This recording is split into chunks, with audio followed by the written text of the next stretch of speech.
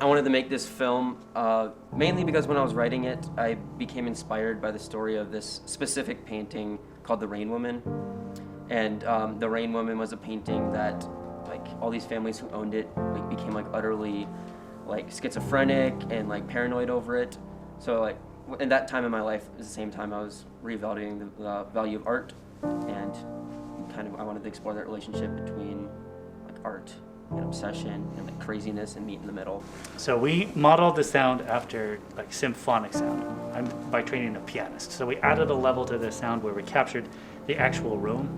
So we used lavs, we used shotgun mics, and we used omni mics to capture the different reverberations of the three spaces.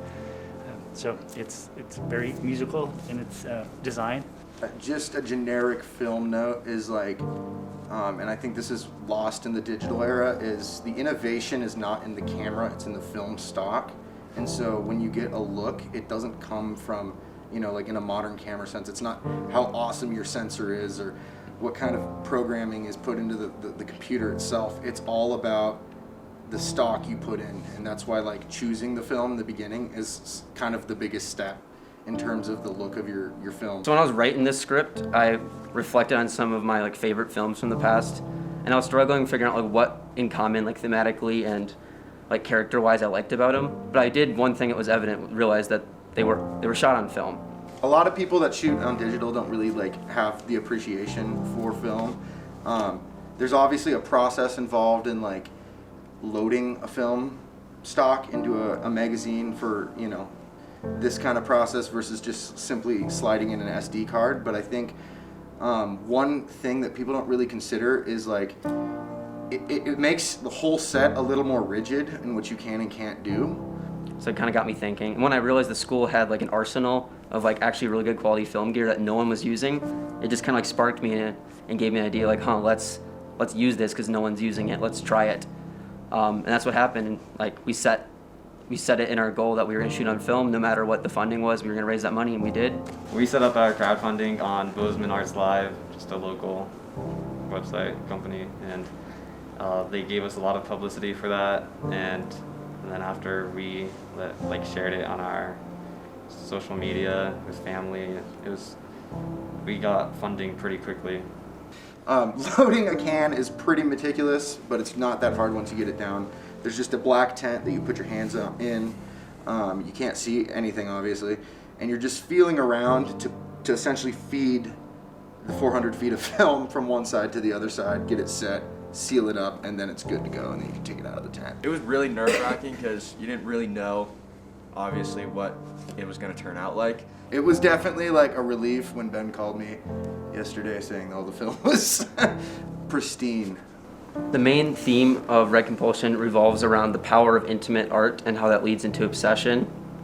It mainly thematically explores what happens when art takes over your life. The film, and as David, the character, becomes more and more engrossed in the painting, Red becomes more prominent. Very like dark and very high contrast with a lot of reds. Grover is Thomas's dog, and Dog is an underdog. yes, and he's a big boy. He's a big boy.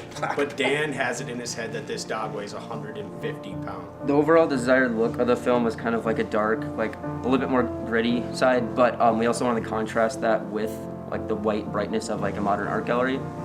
There's no way that dog weighs 150 pounds. So like, that's why we really picked red as the main color, because our art galleries are mainly like white, so like, it would really pop against the wall. So we really wanted to play with reds, blues, and what contrasts with that, but in the warehouse scenes give kind of like a darker look to those colors. I said 135 tops, and Thomas agrees with me. Thomas even guessed lower than that, and that's his dog. And He's never weighed his dog though, is the problem. The one part of the film I think contributed about that was the grain on the film. It really helped with like that gritty vibe, and also the film stock itself picks up color in a very like artistic way. And I almost heard but it it's live weight. It's live weight. It's not a set barbell, okay? I hope the audience of this film will gain an understanding of what it feels like to not be able to have something you want and obsess over. Thomas, so if your dog ever does get weighed, if he's 144 pounds pounds on the nose or over, I make $20. If he is under, And when Jared makes when you do $20. get him weighed and he is less, please let Dan know and me so that way he can pay me. Mainly through the over-exaggeration of this concept in the film, I really wanted the audience to like feel, like relate to and like feel what the character feels, like that obsession on the inside. And if he weighs 144 pounds exactly, we each give each other $10. That's the copycat / fake painting that we had in preparation for the final scene. Like, Ben asked to use more and more of my own things, my office, my home, my paintings. I'm like, wait a minute, what are you talking about? Obsession over art? Up until like a week out, I had no idea that I was going to be having to create this, and I really that was my fault because it was ignorance of me thinking, oh, we're just gonna have a painting ready. Yeah. I was told it was Story Mill Tin Works, and I assumed that meant a different building than we were actually in, so I sent out that info, and luckily it was just me and Griffin showed up to the wrong place. Everyone else already knew. Was because we use this Jekyll and disc where there's a big foam kind of pad in the middle and then 2 microphones. I hear like, oh, Nick came up and he's like, yeah, somebody broke the dolly. And I thought like the whole thing was broke, like unusable, and I know that thing's expensive. It was the full sentence. So I was like, well, there goes the rest of our budget buying a new dolly. But it just turns out it was just like a screw. I thought Jacoby did a great job of delegating. Just, instead of, pardon my lack of proper terminology, but As sound travels much slower than light, I guess I probably shouldn't even say it.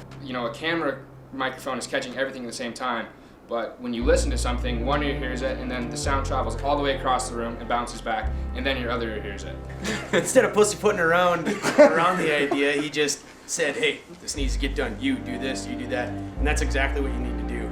Like, these guys didn't know that Office art existed, so they were like, how the hell are we gonna get 2 grand pianos in Office? And I was like, don't worry, I changed the writing in the script to match the location, because I knew there was 2 grand pianos there. I didn't write it I didn't write it with a piano in mind. I wrote that in later. Focus on replicating the actual human experience of sound rather than technological experience of sound. A little more labor intensive than a SD card. We had a weather turn after one of the shooting days with a pickup full of equipment. Had to call in a favor from the nephrologist of Deaconess to park the truck in her garage so that the equipment didn't get wet. We had a dolly shot in here where we had about 5 people had to move during the shot, so when everyone stepped, we heard creaking more than we heard really anything else, and so we had to kind of sort out who would move based off the lightest people we had available in the room. We also had a insurance issue with one of the locations. The owner complained about the level of insurance coverage that we had, so I had to buy a second insurance policy at the last second to supplement the schools.